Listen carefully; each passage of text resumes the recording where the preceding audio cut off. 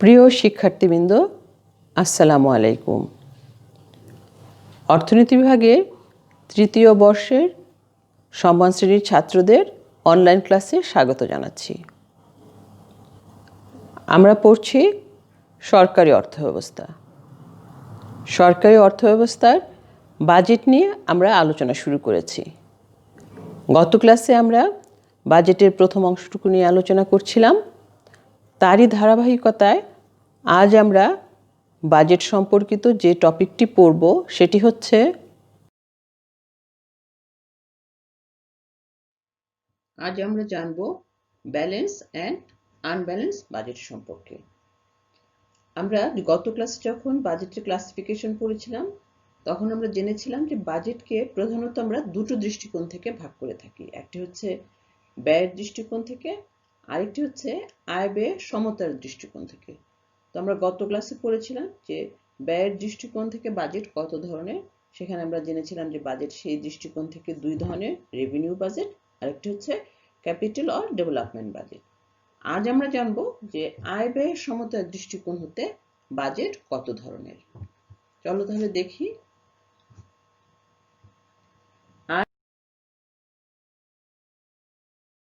সমতার দৃষ্টিকোণ থেকে আমরা যদি বাজেটকে ভাগ করতে যাই তাহলে প্রথমে আমরা যেটি পাচ্ছি সেটি হচ্ছে সুষম বাজেট বা ব্যালেন্স বাজেট, এবং আরেকটি হচ্ছে আমাদের অসম বাজেট বা আনব্যালেন্স বাজেট। এই যে আমরা বলছি প্রথমেই যে সুষম বাজেট, সুষম বাজেট নামটি শুনি আমরা কিন্তু প্রথমে বুঝতে পারছি যে এখানে আসলে আয় এবং ব্যয় এরা পরস্পর সমান হবে, এবং ব্যাপার হচ্ছে যে এর কোনো আর ভাগ নেই, অর্থাৎ সুষম বাজেটের কোনো প্রকারভেদ নেই। সুষম বাজেটকে আমরা আবার ভারসাম্য বাজেট নামেও বাংলায় অভিহিত করা হয়। কিন্তু এরপরে যে বাজেটটি আমরা পড়ছি সেটি হচ্ছে অসম বাজেট। এই অসম বাজেটকে আবার আমরা দুটো ভাগে ভাগ করেছি। একটি হচ্ছে ঘাটতি বাজেট বা ডেফিসিট বাজেট, আরেকটি হচ্ছে উদ্বৃত্ত বাজেট বা সারপ্লাস বাজেট। তাহলে আমরা দেখতে পেলাম যে আমরা যদি আয় ব্যয় সমতার দৃষ্টিকোণ থেকে বাজেটকে ভাগ করি তাহলে তার দুটো অবস্থা দেখতে পাই। প্রথমে একটি হচ্ছে সুষম বাজেট এবং আরেকটি হচ্ছে অসম বাজেট। সুষম বাজেটের কোনো প্রকারভেদ নেই, কিন্তু অসম বাজেটকে আমরা আবার দুভাগে ভাগ করেছি। একটা হচ্ছে ঘাটতি বাজেট, আরেকটি হচ্ছে উদ্বৃত্ত বাজেট। আমরা এখন একে একে এই যে বাজেটগুলো জানলাম, অর্থাৎ সুষম বাজেট, ঘাটতি বাজেট, উদ্বৃত্ত বাজেট, এ সম্পর্কে আলোচনা করব। তাহলে আমরা এখন দেখছি প্রথমে যেটি, সেটি হচ্ছে আমাদের ভারসাম্য বা সুষম বাজেট। সুষম বাজেটের যে ধারণা সেটি বেশ প্রাচীন, অর্থাৎ দেখা যায় যে আমাদের যে ক্লাসিক্যাল অর্থনীতিবিদগণ আছেন তারা সুষম বাজেটকে সর্বোত্তম বাজেট বলেই মনে করতেন। তো সুষম বাজেট বলতে আমরা কাকে বলি? সুষম বাজেট বলতে বলা হয় যে যে বাজেটে সরকারের প্রত্যাশিত আয় ও ব্যয় সমান হয় তাকে সুষম বাজেট বলে। অর্থাৎ যে বাজেটে সরকারের ব্যয় এবং সংগৃহীত আয়ের সমান হয় সেই বাজেটকে আমরা বলছি সুষম বাজেট। অর্থাৎ এখানে গুরুত্বপূর্ণ জিনিস যেটা হচ্ছে যে এই বাজেটে সরকারের যে প্রত্যাশিত আয় থাকবে তার সেটা যে প্রত্যাশিত ব্যয়, এই দুটি হবে পরস্পর সমান। অর্থাৎ এখানে আয় এবং ব্যয় পরস্পর সমান হবে। অর্থাৎ আমরা বাজেটকে যদি আমরা বন্টন শাখার দৃষ্টিকোণ থেকে বিচার করা হয় তাহলে আমরা বলবো যে কোনো নির্দিষ্ট বছরে সরকারের প্রত্যাশিত মোট রাজস্ব আয় যদি প্রত্যাশিত ব্যয়ের সমান হয় তবে তাকে আমরা বলছি সমতাপূর্ণ বা সুষম বাজেট। এবং এখানে দেখা যায় যে এই ভারসাম্য বাজেটে সরকারি ব্যয় এবং করের পরিমাণ একই হারে বাড়ে আবার একই হারে কমে। অর্থাৎ সরকার ব্যয় যতটুকু বৃদ্ধি করবেন করও ঠিক ততটুকু বৃদ্ধি করবেন, কিংবা সরকারি ব্যয় যতটুকু কমিয়ে আনবেন করও ঠিক সেই হারে কমিয়ে আনবেন। এই বাজেটটিকে আমরা যদি দেখতে সূত্রের সাহায্যে দেখি তাহলে balance budget equal to revenue minus expenditure equal to 0। অর্থাৎ এখানে রেভিনিউ থেকে যদি আমাদের রাজস্ব আয় থেকে যদি আমাদের রাজস্ব ব্যয়টি বাদ দিই তাহলে যেটা হবে তার মান হবে 0। অর্থাৎ এখানে তাহলে আমাদের যেটা যাচ্ছে, অর্থাৎ এখানে রেভিনিউ ইকুয়াল টু এক্সপেন্ডিচার, অর্থাৎ ভারসাম্য আমাদের যে আয় এবং ব্যয় এটি পরস্পর সমান হবে। আমরা বলেছিলাম যে এই যে ক্লাসিক্যাল অর্থনীতিবিদগণ সুষম বাজেটকেই সর্বোত্তম বাজেট বলে মনে করতেন, কিন্তু আধুনিক কালের অর্থনীতিবিদগণ কিন্তু সবসময় আবার সুষম বাজেটের পক্ষে মতামতটি দেননি। তারা কিন্তু অন্যভাবে অন্য বাজেটের কথাও বলেছেন। আমাদের অর্থনীতিবিদ অধ্যাপক ডাল্টন সুষম বাজেটের সংজ্ঞা দিতে গিয়ে বলেছেন, সুষম বাজেট বলতে এমন এক ধরনের বাজেটকে বোঝায় যেখানে ব্যয় আয়ের চেয়ে বেশি হবে না, আয় ব্যয় সমান হলে তাকে আমরা সুষম বাজেট বলা যায়। অর্থাৎ যে কথাটি আসলে বলা হচ্ছে, বেসিক কথা এটি যে যে বাজেটে আমরা দেখব সরকারের প্রত্যাশিত আয় এবং ব্যয় পরস্পর সমান হবে, সেটি হচ্ছে আসলে সুষম বাজেট। এবং অধ্যাপক টেইলর বলেছেন, একটি বাজেটকে সুষম বলা যায় যদি বাজেটকালীন সময়ে রাজস্ব আয় প্রকৃতভাবে চলতি ব্যয়ের সমান হয়। অর্থাৎ উনি একটা টাইম পিরিয়ডটাকে এখানে উল্লেখ করে নিলেন যে বাজেটকালীন সময়ে রাজস্ব আয় যদি প্রকৃতভাবে চলতি ব্যয়ের সমান হয়, তাহলে সেটাকে আমরা বলবো হচ্ছে সুষম বাজেট। তো আমরা আশা করি যে সুষম বাজেটের খুব সহজ একটি সংজ্ঞা, এটা অবশ্যই তোমাদের মনে থাকবে। অর্থাৎ যে বাজেটে সরকার প্রত্যাশিত আয় এবং ব্যয় পরস্পর সমান, সেটি সুষম বাজেট। এখন আমরা চলো দেখি যে এই সুষম বাজেটের কিছু বৈশিষ্ট্য আছে, সেই বৈশিষ্ট্যগুলো কি।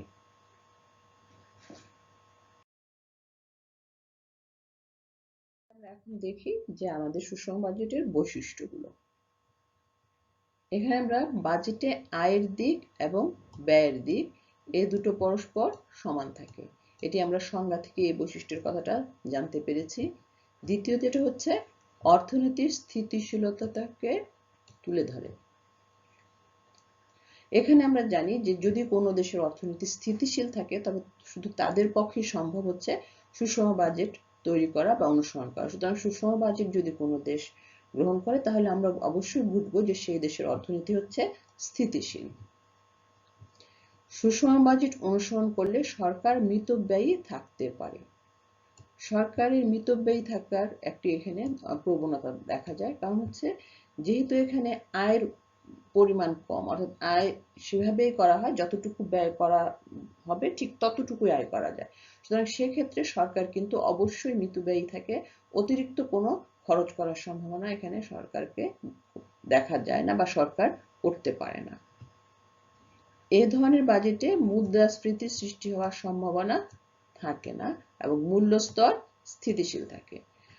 যেহেতু আমরা আগেরটিতেই জানলাম যে সরকার এখানে মিতব্যয়ী থাকছে, সুতরাং যেহেতু সরকার মিতব্যয়ী, ব্যয় কম হচ্ছে এবং ব্যয় কম হলে যে অতিরিক্ত মুদ্রা সেটিও সৃষ্টি হয় না, এবং অতিরিক্ত মুদ্রা না থাকার কারণে দেখা যায় যে মুদ্রাস্ফীতি হওয়ার সম্ভাবনা এখানে থাকে না।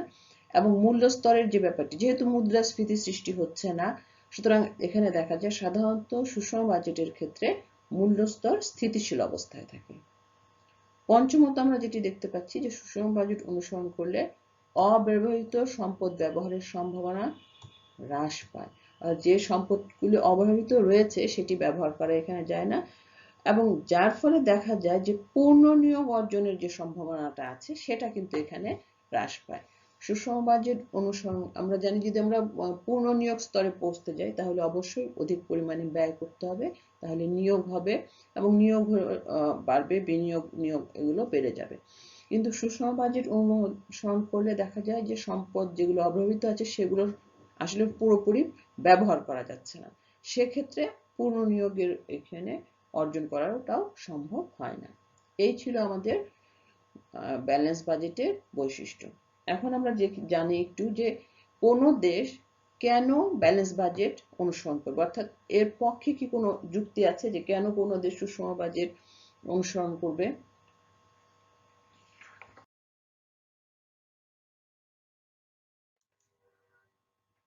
প্রথমে আমরা যেটা দেখতে পাচ্ছি, অর্থনৈতিক স্থিতিশীলতা। অর্থাৎ সুষম বাজেট অর্থনৈতিক উন্নয়নের একটা পরিচয়।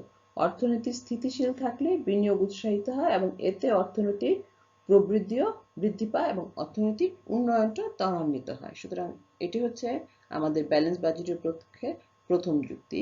দ্বিতীয় হচ্ছে সেটা হচ্ছে যে সরকার মিতব্যয়ী থাকে।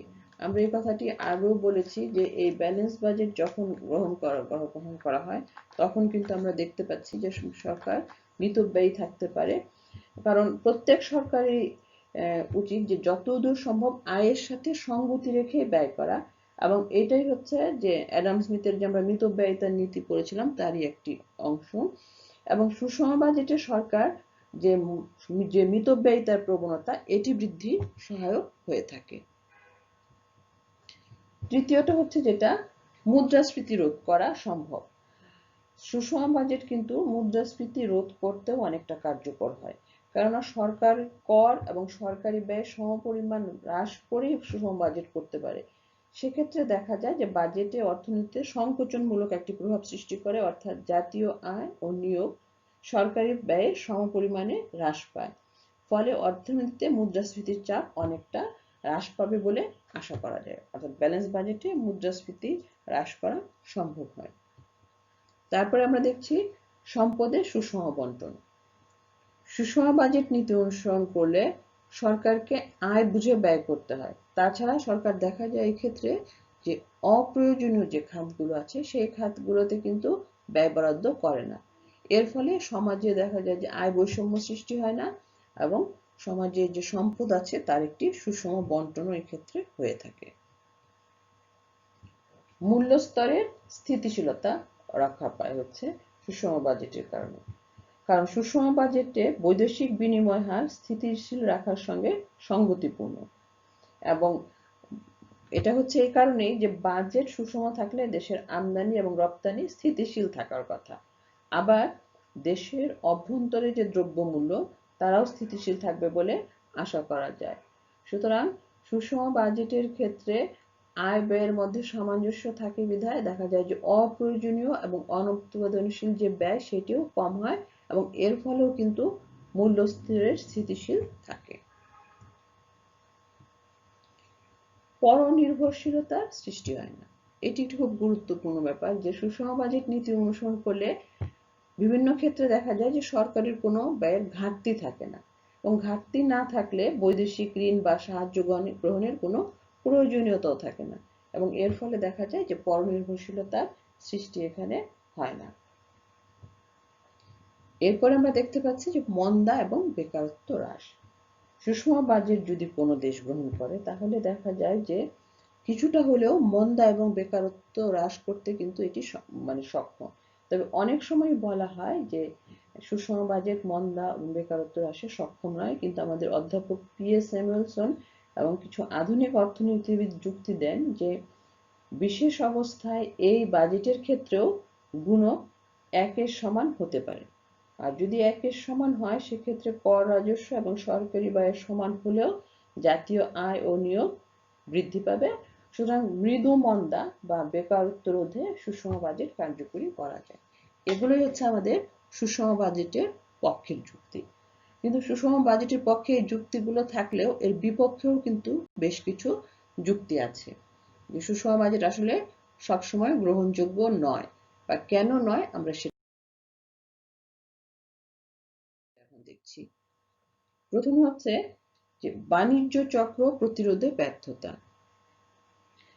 সুষম বাজেট আসলে বাণিজ্য চক্র বিরোধী হাতিয়ার হিসেবে তেমন একটা কার্যকর নয়। বাণিজ্য চক্র কি এটা নিশ্চয়ই তোমাদের এখন মনে আছে যে অর্থনীতির যে অনাকাঙ্ক্ষিত উত্থান এবং পতন সেটা সময়ের প্রেক্ষিতে সেটাকে আমরা বলি আসলে বাণিজ্য চক্র। এই বাণিজ্য চক্র রোধ করার জন্য, অর্থাৎ এই যে অর্থনীতির শীর্ষ অবস্থায় উঠে যাচ্ছে আবার মন্দ অবস্থায় চলে আসছে, এটি প্রতিরোধ করতে গিয়ে সুষম বাজেট কিন্তু ব্যর্থ হয়। কারণ আমরা জানি যে এই বাজেটের অধীনে বাজেট গুণকের মান সাধারণত 1 হয়ে থাকে। মন্দ অবস্থায় সরকারি ব্যয় বৃদ্ধি এবং কর কমানো প্রয়োজন, আবার মুদ্রাস্ফীতির সময় সরকারি ব্যয় হ্রাস আর কর বৃদ্ধির প্রয়োজন। সুষম বাজেট কিন্তু এই প্রয়োজন মেটাতে পারে না। সুতরাং এক্ষেত্রে বলা যায় যে বাণিজ্য চক্র বিরোধী হাতিয়ার হিসাবে এই বাজেট অক্ষম বা ব্যর্থ। অপূর্ণ নিয়োগ। অর্থনীতিতে বেশিরভাগ ক্ষেত্রে দেখা যায় যে কার্যকরী চাহিদার ঘাটতির জন্যই পূর্ণ নিয়োগ অর্জন করা সম্ভব হয় না।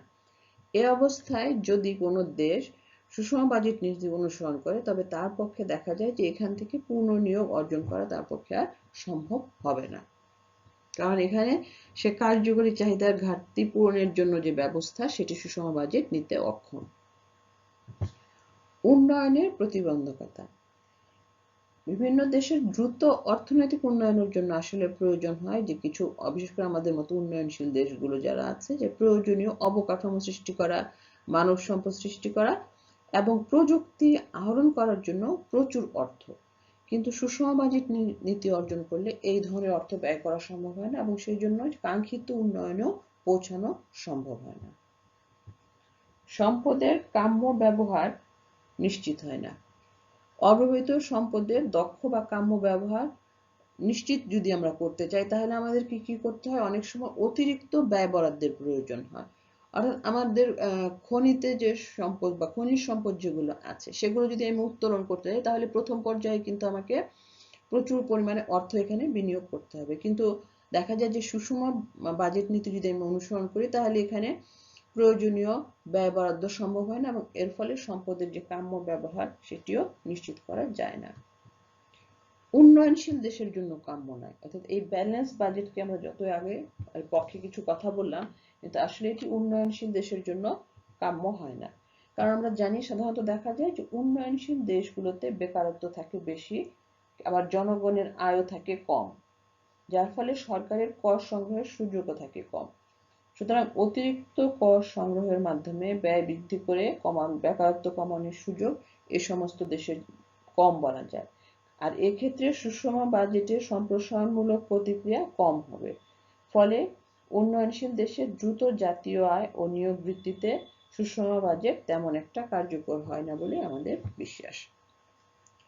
এগুলো হচ্ছে আমাদের সুষম বাজেটের বিপক্ষের কথা। অর্থাৎ তাহলে আমরা দেখলাম যে সুষম বাজেট কাকে বলে, যে আয় ব্যয় যেখানে সরকারের বাজেটের সমান, সেখানে সেটাকে আমরা বলেছি সুষম বাজেট। এবং এই সুষম বাজেটের পক্ষে কিছু যুক্তি আছে এবং বিপক্ষেও কিছু যুক্তি আছে।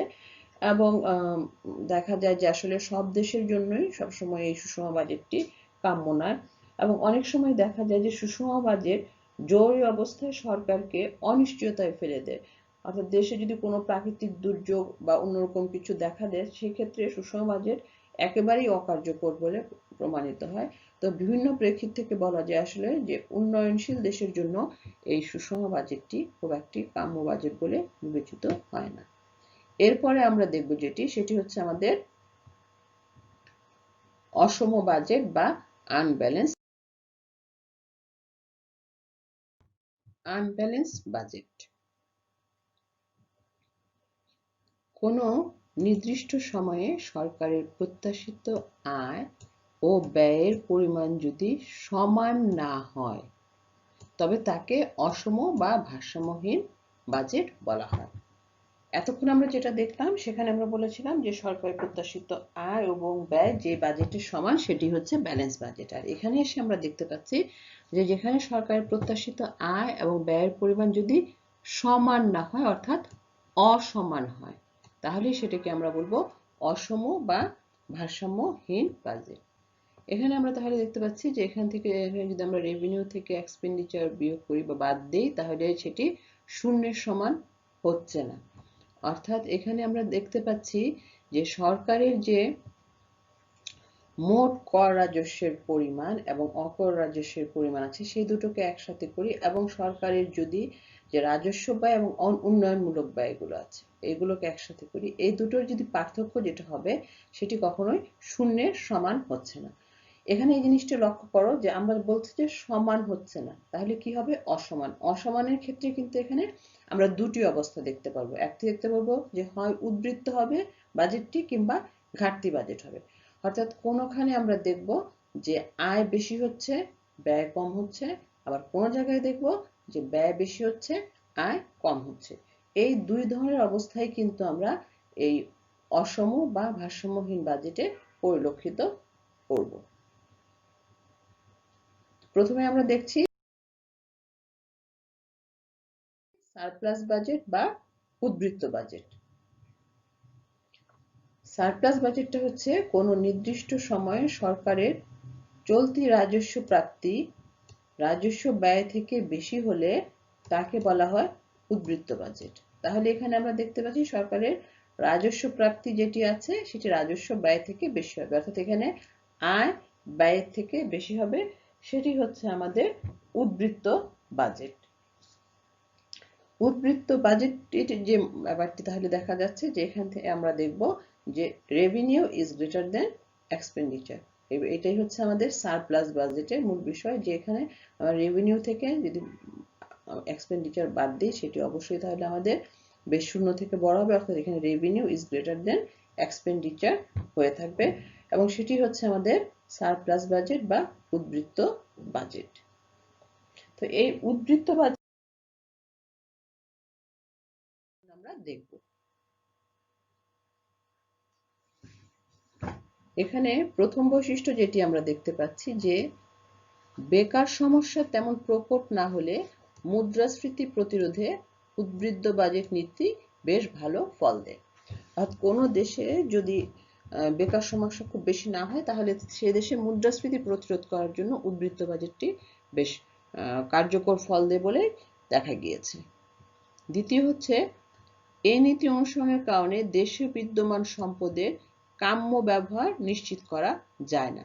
যদি কোনো দেশে আসলে উদ্বৃত্ত বাজেট নীতি অনুসরণ করা হয় তাহলে দেখা যায় যে সেখানে আয় বেশি আছে এবং আমাদের সেখানে ব্যয়টি যেহেতু কম, সেই জন্যই যে সম্পদ যে আছে বিদ্যমান সেগুলোর কাম্য ব্যবহার নিশ্চিত করা হয় না, কারণ এখানে অলরেডি এমনি আয় বেশি রয়ে গিয়েছে। তৃতীয় হচ্ছে, উদ্বৃত্ত বাজেট নীতি ক্ষেত্র বিশেষে মুদ্রা সংকোচন জড়িত পরিস্থিতি সৃষ্টি করতে পারে।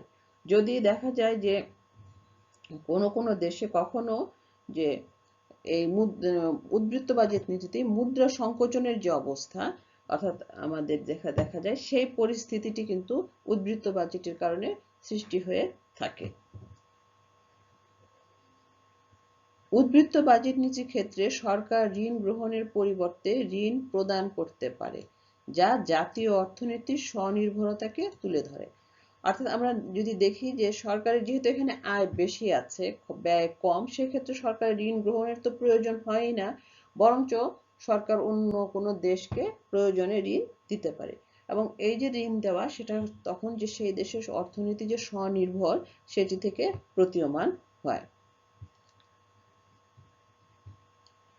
এই বাজেটের ক্ষেত্রে গৃহীত কোনো প্রকল্প বাস্তবায়নের ক্ষেত্রে ব্যয় বৃদ্ধি পেলে সহজে অতিরিক্ত ব্যয় সংস্থান করা যায়।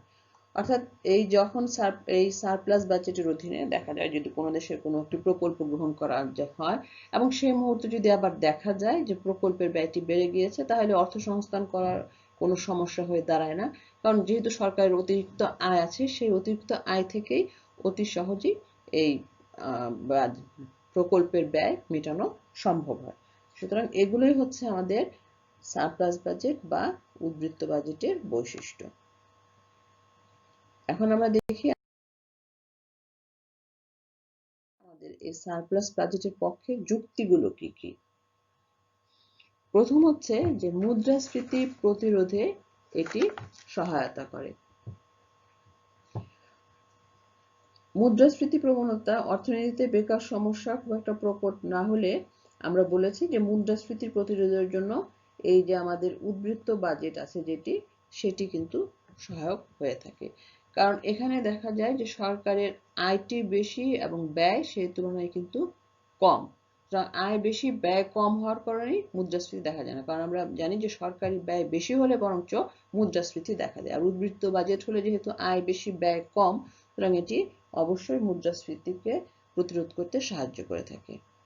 এবং স্বনির্ভরতার পরিচায়ক, সেটাও আমরা বললাম যে উদ্বৃত্ত বাজেট নীতি আসলে স্বনির্ভরতার পরিচায়ক, এবং কারণ এই ধরনের বাজেট দেখা যায় যে যে কোনো জরুরি পরিস্থিতিতে মোকাবেলা করা কিংবা অপ্রত্যাশিতভাবে প্রকল্প ব্যয় বৃদ্ধি যদি পায় তাহলেও সেক্ষেত্রে বেশ ফলপ্রসূ ভূমিকা রাখে, অর্থাৎ যে কোনো পরিস্থিতি মোকাবেলা করতে এটি বেশ সহায়ক বলে এটিকে আমরা স্বনির্ভরতার পরিচায়ক বলা হয়।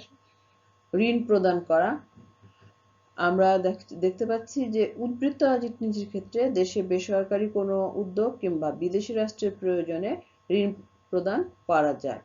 এতে করে দেশীয় বেসরকারি যে খাতটা আছে তাকেও গতিশীল রাখা যায় এবং বিদেশি রাষ্ট্রের সাথেও একটা ভালো সম্পর্ক গড়ে তোলা যায়। মূল্যস্তর স্থিতিশীল রাখে,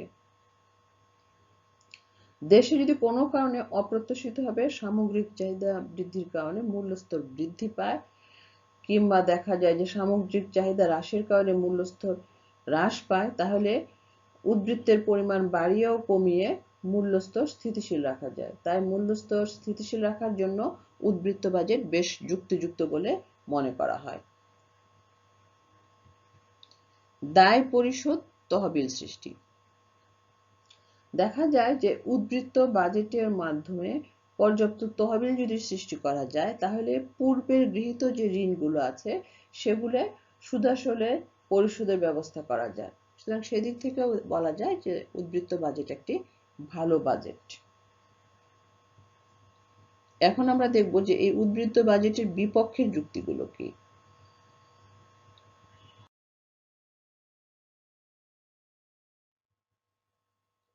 উদ্বৃত্ত বাজেটের যে সীমাবদ্ধতাগুলো আছে সেখানে আমরা দেখব। এখানে প্রথমে বলা হচ্ছে যে সম্পদের কাম্য ব্যবহার সেটি নিশ্চিত হয় না। উদ্বৃত্ত বাজেট নীতি অনুসরণ করলে দেখা যায় যে দেশে অব্যবহৃত যে সম্পদ থাকে সেই সমস্ত সম্পদ আহরণের জন্য পর্যাপ্ত তহবিল পাওয়া যায় না, এবং এই জন্য উদ্বৃত্ত বাজেট নীতি থাকলে সম্পদের কাম্য ব্যবহার নিশ্চিত করা হয় না। কারণ এখানে আয় যতটুকু করা হচ্ছে, ব্যয় কিন্তু সেই তুলনায় কম করা হচ্ছে। সুতরাং এই যে সম্পদগুলো আছে সেগুলোর কাম্য ব্যবহার করা তখন আর সম্ভব হয়ে ওঠে না। উদ্বৃত্ত তহবিল ব্যবস্থাপনায় সমস্যা। উদ্বৃত্ত বাজেট নীতির ক্ষেত্রে সৃষ্ট উদ্বৃত্ত তহবিল ব্যবস্থাপনা সমস্যা সৃষ্টি করে। অর্থাৎ এই যে উদ্বৃত্ত অর্থটি আছে সেটি কিভাবে ব্যবস্থাপনা করবে সেটি নিয়ে একটি সমস্যা সৃষ্টি হয়। বিশেষ করে আন্তর্জাতিক অর্থনীতিতে দেশীয় মুদ্রায় বিনিময় হার বৃদ্ধি পেয়ে আমদানি এবং রপ্তানির উপরে এর একটি নেতিবাচক প্রভাব পড়ে। তৃতীয়ত হচ্ছে বেকারত্ব বৃদ্ধি পায়। কারণ হচ্ছে দেখা যায় যে অনেক সময়ই যে উদ্বৃত্ত তহবিলের কারণে সামগ্রিক চাহিদা হ্রাস পায়, এবং সামগ্রিক চাহিদা যদি হ্রাস পায় তাহলে দেখা যাবে যে উৎপাদন কমে যাবে, সেই কারণে বেকারত্ব বেড়ে যেতে পারে। সুতরাং এইটাকে আমরা যুক্তিযুক্ত বলে মনে করছি না। তারপর হচ্ছে উদ্বৃত্ত তহবিলের অপচয়। যে জিনিসটা এখানে দেখা যাচ্ছে যে উদ্বৃত্ত তহবিল থাকলে সেটার একটি অপচয় হওয়ার সম্ভাবনা থাকে।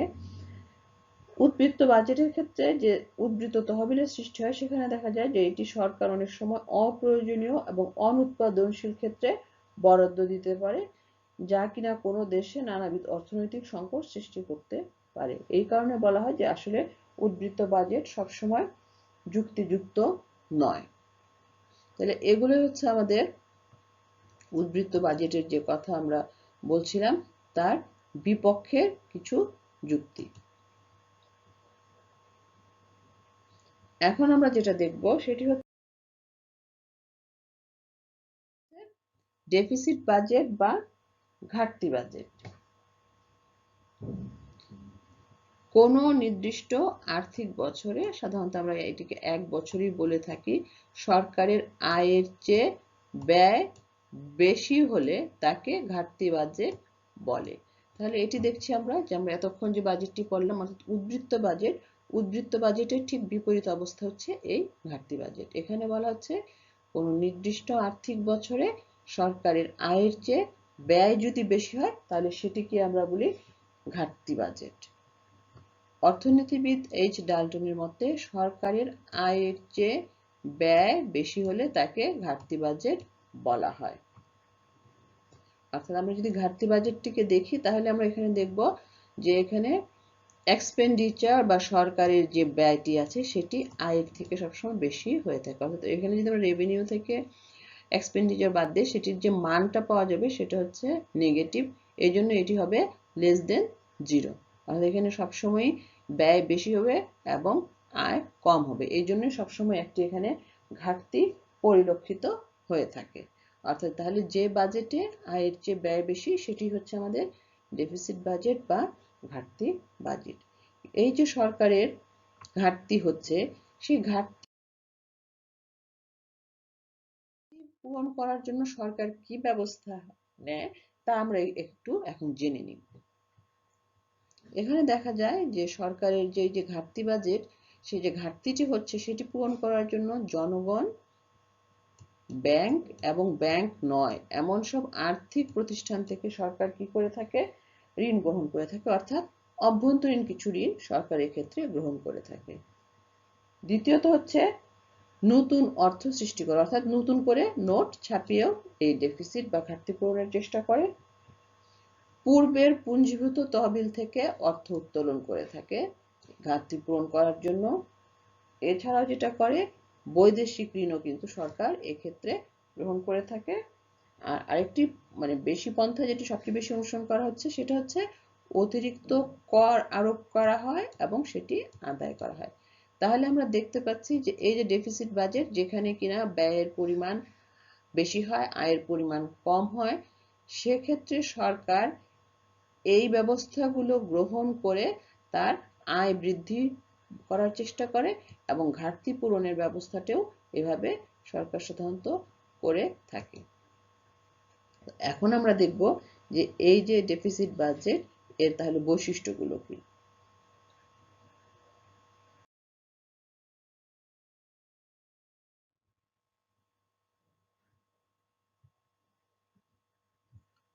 প্রথমেই বলা হচ্ছে যে সকল দেশে পর্যাপ্ত অবকাঠামো গড়ে উঠেছে সেসব দেশে ঘাটতি বাজেট নীতি সুফল দিয়ে থাকে।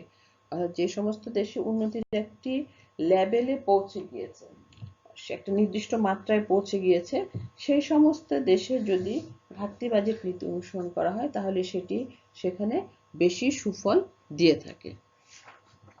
তৃতীয়ত হচ্ছে, ঘাটতি বাজেট হচ্ছে দেশের অর্থনৈতিক যে অস্থিতিশীলতা আছে সেটিকে তুলে ধরে। অর্থাৎ কোনো দেশ যদি ঘাটতি বাজেট নীতি অনুসরণ করে তাহলে মনে করা হয় যে সেই দেশের অর্থনীতিটি স্থিতিশীল নয়, বরঞ্চ অস্থিতিশীল অবস্থায় রয়েছে। ঘাটতি বাজেট নীতি অনুসরণ করলে সরকার অমিতব্যয়ী হয়ে উঠতে পারে। এখানে যেহেতু ব্যয়ের পরিমাণ সরকারকে বেশি করতে হয়, ঘাটতি বাজেট নীতি অনুসরণ করলে দেখা যায় যে ব্যয় বেশি হচ্ছে এবং আয় কম হচ্ছে। সেক্ষেত্রে সরকারের পক্ষে অমিতব্যয়ী হয়ে ওঠার একটা সম্ভাবনা থাকে। এ ধরনের নীতি অনুসরণ করলে মুদ্রাস্ফীতির সৃষ্টির সম্ভাবনা থাকে। যেহেতু সরকার প্রচুর পরিমাণে এখানে ব্যয় করা হয়ে থাকে, সুতরাং এখানে মুদ্রাস্ফীতি সৃষ্টি হতে পারে।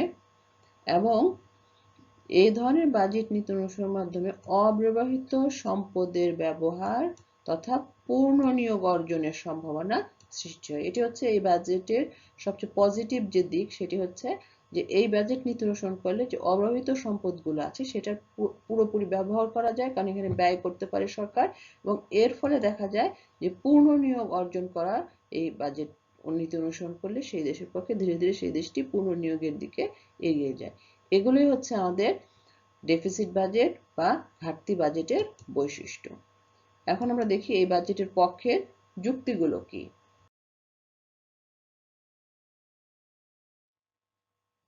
প্রথম যুক্তিটা হচ্ছে, এখানে ঘাটতি বাজেটের পক্ষে আমরা যদি দেখি, সেটা হচ্ছে পূর্ণ নিয়োগ অর্জন করা যায়। অর্থাৎ আমরা যদি ঘাটতি বাজেট নীতি অর্জন করি তাহলে দেখা যায় যে সামগ্রিক চাহিদা বৃদ্ধির জন্য সরকারি ব্যয় বৃদ্ধি করা দরকার, এবং সেক্ষেত্রে দেখা যায় যে সরকার ব্যয় বৃদ্ধির জন্য ঘাটতি ব্যয় নীতি অনুসরণ করে এবং ব্যয় বৃদ্ধি করার ফলে নিয়োগ বৃদ্ধি পায় এবং পূর্ণ নিয়োগের পক্ষে সরকার এগিয়ে যায়, পূর্ণ নিয়োগের দিকে এগিয়ে যায়। সম্পদের পূর্ণ ব্যবহার করা হয়। দেখা যায় যে অনেক সময় আমরা অর্থের অভাবে প্রাকৃতিক সম্পদ আহরণ তথা পূর্ণ ব্যবহার করতে পারি না। এ অবস্থায় যদি আমাদের ঘাটতি বাজেট নীতি অনুসরণ করি সেক্ষেত্রে কিন্তু সম্পদের পূর্ণ ব্যবহারটা আমরা করতে পারি, অর্থাৎ এটিকে সম্পদ আহরণ করে তা বিভিন্ন ক্ষেত্রে আবার পুনরায় ব্যবহারও করতে পারি। তারপরে যেটি হচ্ছে সেটা হচ্ছে মন্দা দূরীকরণ করা। আমরা অর্থনীতিতে বাণিজ্য চক্র কথাটি আগেও বলেছি, আবারও বলছি যে বাণিজ্য চক্রজনিত কারণে অর্থনীতিতে যে উত্থান পতন দেখা যায়, এর কারণে কিন্তু অনেক সময় অর্থনীতিতে মন্দার সৃষ্টি হয়, এবং এই যে সামগ্রিক চাহিদার স্বল্পতার কারণে যদি মন্দার সৃষ্টি হয় তাহলে সেক্ষেত্রে এই ঘাটতি বাজেট নীতি অত্যন্ত কার্যকর ভূমিকা রাখতে পারে মন্দা দূরীকরণের ক্ষেত্রে। সরকারি ব্যয় বৃদ্ধি করে এই মন্দা দূরীকরণ করা যায়, কারণ তখন যে সামগ্রিক চাহিদার যে স্বল্পতাটা আছে সেটি কাটিয়ে ওঠা যায় এবং মন্দা দূরীভূত হয়। এরপরে হচ্ছে আমাদের অবকাঠামো নির্মাণ। উন্নয়নশীল দেশগুলোতে বিশেষ করে দেখা যায় যে আমাদের অবকাঠামো একান্ত অপরিহার্য, এবং সেই জন্যই যে সমস্ত দেশে পর্যাপ্ত অবকাঠামো গড়ে ওঠেনি সে সমস্ত দেশে পর্যাপ্ত অবকাঠামো গড়ে তোলার জন্যই আসলে আমাদের ঘাটতি বাজেট নীতি অনুসরণ করা প্রয়োজন হয়। এবং ঘাটতি বাজেট নীতি অনুসরণ করে সরকার ব্যয় বরাদ্দ বৃদ্ধি করে যদি অবকাঠামো নির্মাণ করেন, তবে পরবর্তীতে সেই দেশটি ধীরে ধীরে সামনের দিকে এগিয়ে যেতে পারে। এগুলি হচ্ছে আমাদের ঘাটতি বাজেটের পক্ষের যুক্তি। তবে ঘাটতি বাজেটের বিপক্ষেও কিছু কিছু কথা রয়েছে, আমরা এখন সেগুলো একটু দেখি।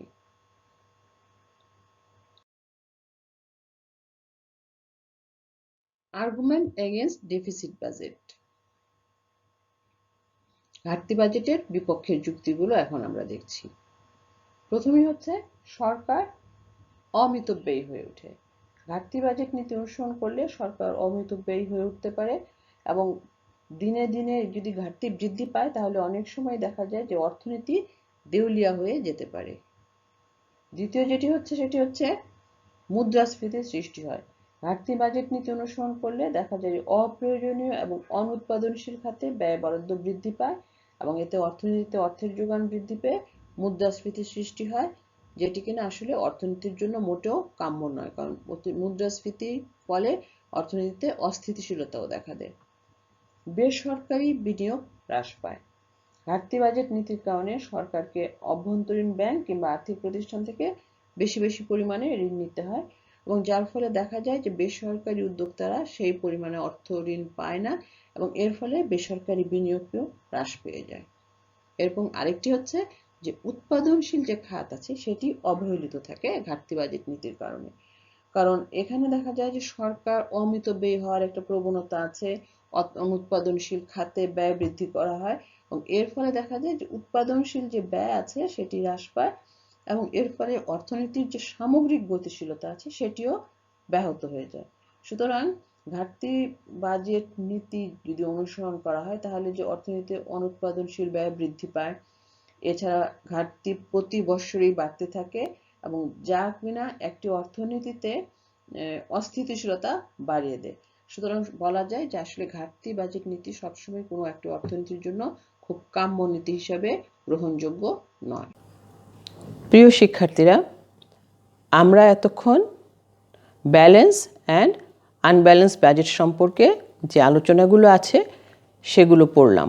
এর মাঝখানে আমরা পড়েছি ব্যালেন্স বাজেট এবং আনব্যালেন্স বাজেট, এবং আনব্যালেন্স বাজেটের যে দুটো ভাগ আছে অর্থাৎ সারপ্লাস অ্যান্ড ডেফিসিট বাজেট এ সম্পর্কেও আমরা পড়েছি। এখানে আমরা এদের কাকে বলে, এদের বৈশিষ্ট্য এবং এই বাজেটগুলোর পক্ষে এবং বিপক্ষে যে যুক্তিগুলো আছে, অর্থাৎ কোন ধরনের বাজেট ভালো বা মন্দ, বা কেন ভালো বা কেনই মন্দ, সে সম্পর্কে এই আলোচনাগুলো আজকে আমরা করলাম। আশা করি এই আলোচনা থেকে তোমরা উপকৃত হবে এবং জিনিসটি সম্পর্কে তোমাদের ধারণা স্বচ্ছ হবে। আমার ক্লাস দেখার জন্য সবাইকে অনেক অনেক ধন্যবাদ জানিয়ে এখানেই শেষ করছি। আল্লাহ হাফেজ।